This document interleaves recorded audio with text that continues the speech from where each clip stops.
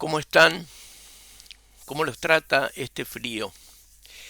Bueno, vamos a continuar en Reflexiones Justas con la segunda parte de La espada tiene doble filo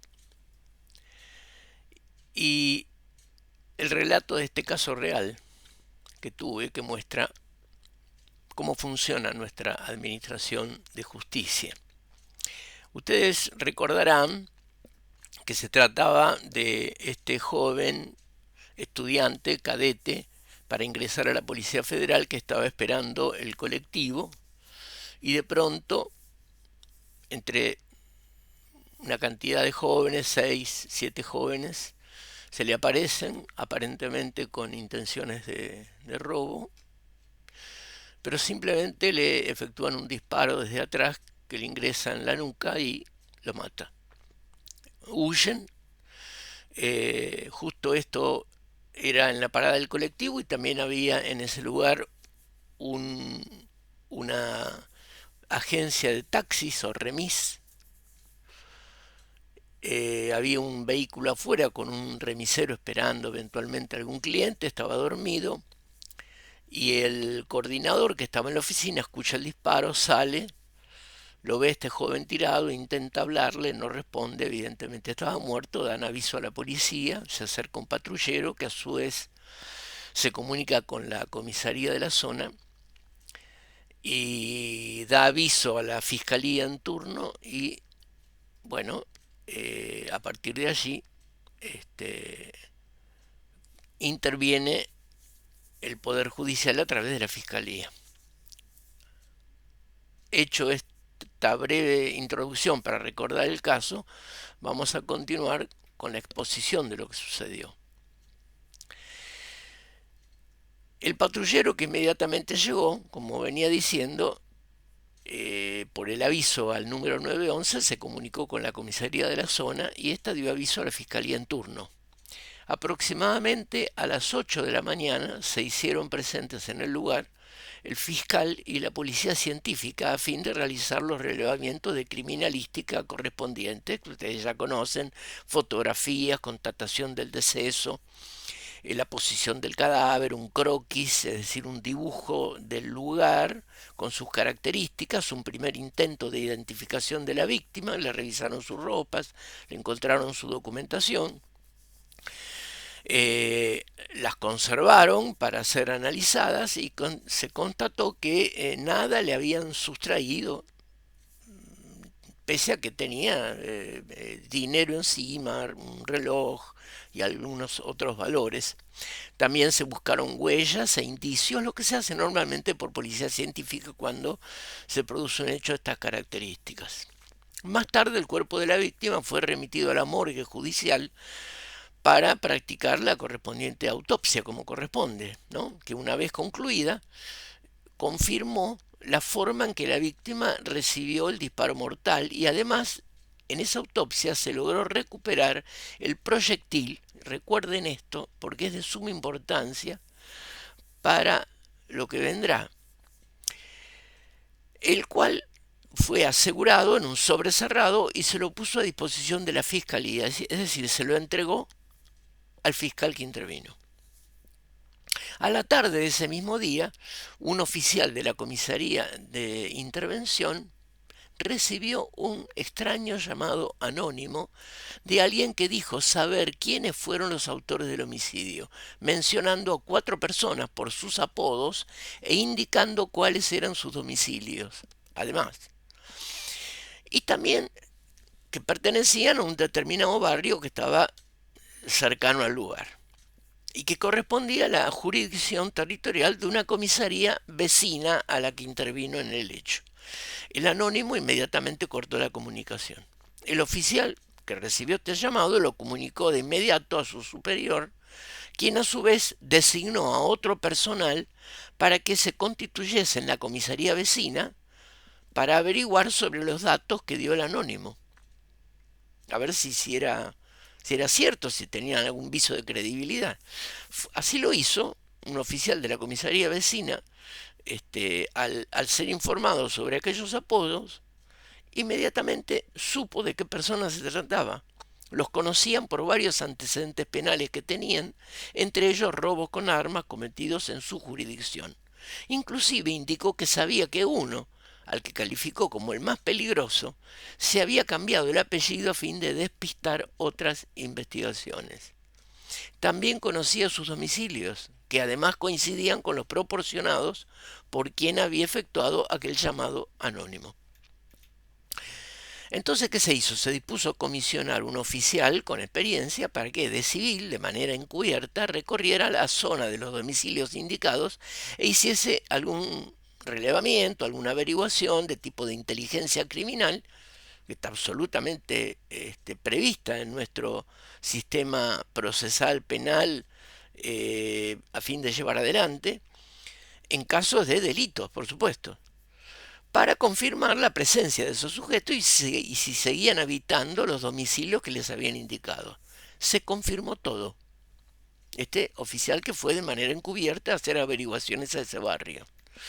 A lo anterior debe sumarse que al día siguiente se presentó en la comisaría de intervención, es decir, la del lugar del homicidio, una persona que se había enterado del homicidio, había escuchado un vecino, quien dijo, que informó que circunstancialmente, mientras conducía su automóvil por la zona del hecho y a la misma hora, vio correr a unos jóvenes que se dirigían hacia el mismo barrio que había indicado el primer anónimo. Es decir, otro elemento más corroborante de estos datos que se habían proporcionado. Explicó que cuando se enteró del homicidio, relacionó las dos cosas, motivo por el cual consideró importante ponerlo en conocimiento de la policía que intervenía en el caso. Lo que sigue podemos llamarlo la pésima instrucción o investigación que se hizo. Pese a que de entrada la Fiscalía contaba con todos esos datos, la policía los puso inmediatamente en conocimiento de la Fiscalía, que eran datos de significativa relevancia, recién, escuchen esto, recién 14 días después de disponer de esa información, el fiscal solicitó al juez que autorizara el allanamiento a los domicilios comprobados. 14 días después.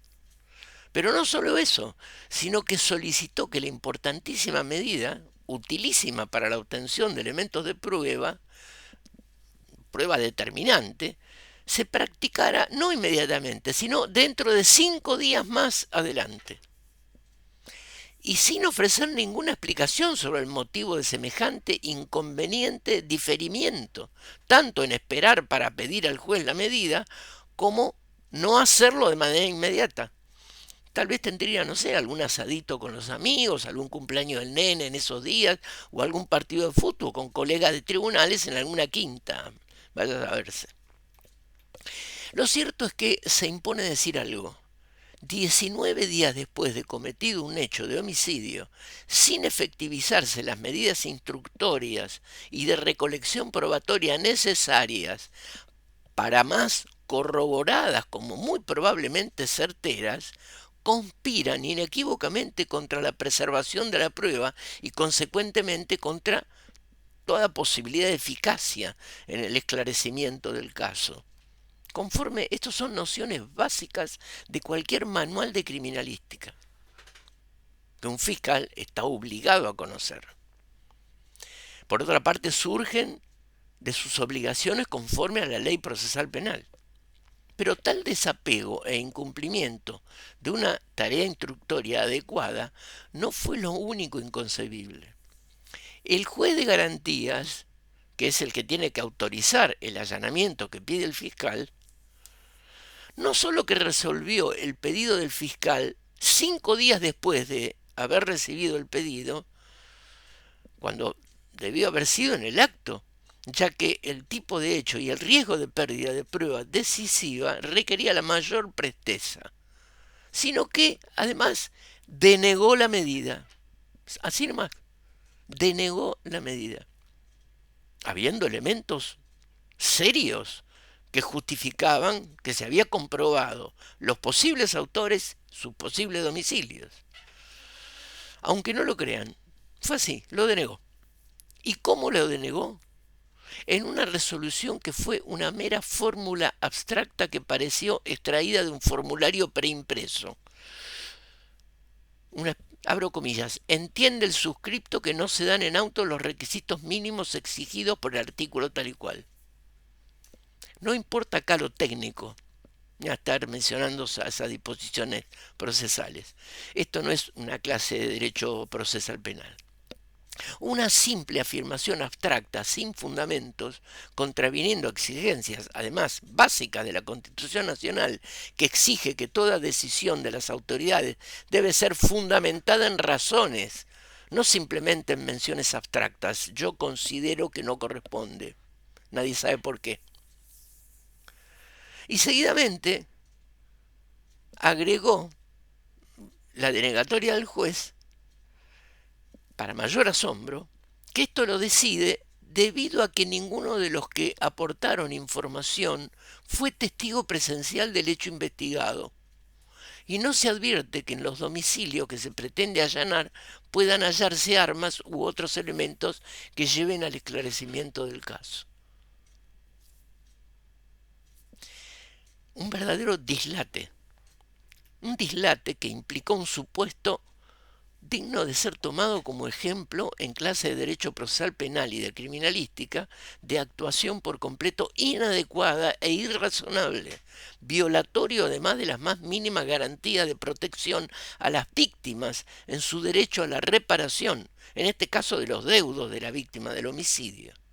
La insólita demora de la Fiscalía en solicitar una medida básica y determinante, y luego la decisión judicial denegatoria basada en una afirmación dogmática, abstracta, sin fundamentos reales y además contraria a la lógica más elemental.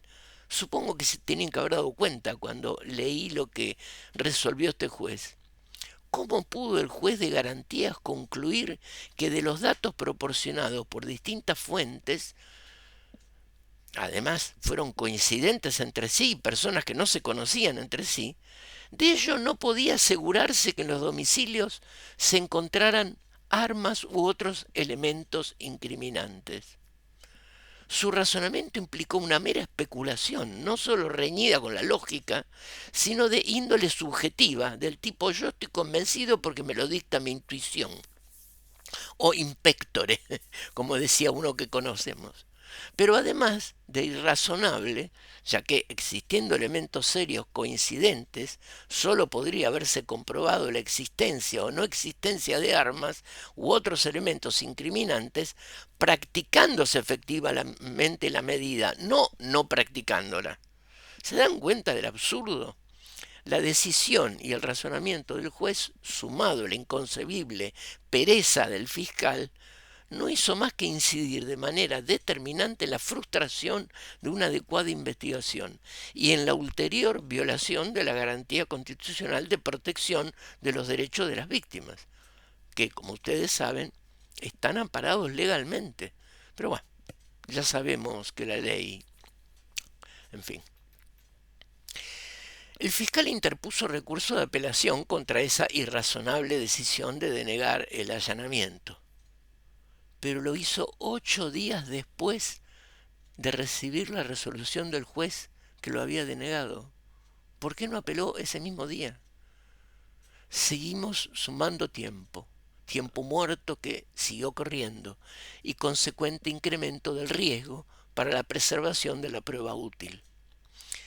El juez concedió el recurso para que su absurda decisión lo revisara la Cámara de Apelaciones. Pero lo hizo luego de otros 5 días. No concedió el recurso el mismo día.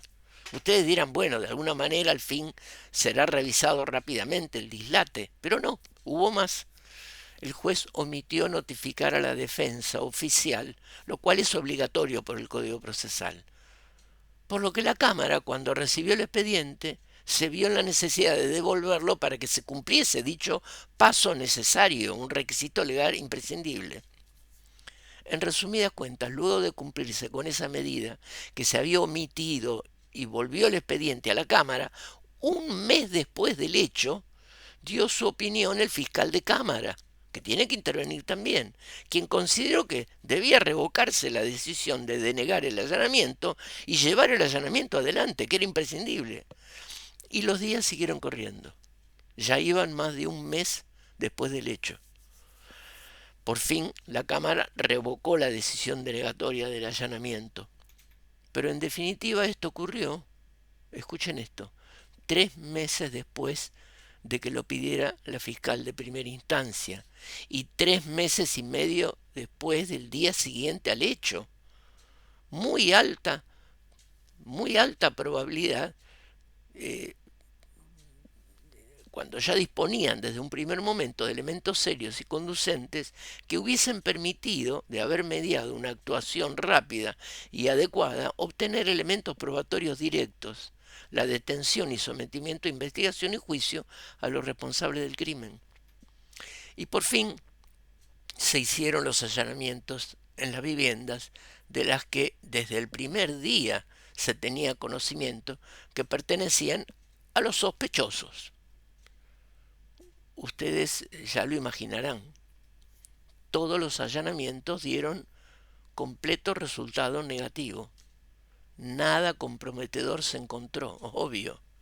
Después de 3 meses y medio del hecho y las muy probables filtraciones y seguros comentarios en el barrio, las eventuales evidencias que pudieron haber habido desaparecieron. Armas para peritar, ropas con posibles manchas de sangre, etcétera. Y se frustró la investigación. Lo dejo aquí por hoy y en la próxima continuamos con la tercera parte de este increíble caso, en donde se ve que la espada tiene un doble filo y que siempre afecta a los más débiles, aunque sean las víctimas. No solamente imputa delitos que llevan adelante rápidamente a los más débiles, sino que cuando las víctimas son también los más débiles, también en esos casos la espada los lastima con investigaciones que nunca terminan, que se hacen mal. Nos vemos la próxima.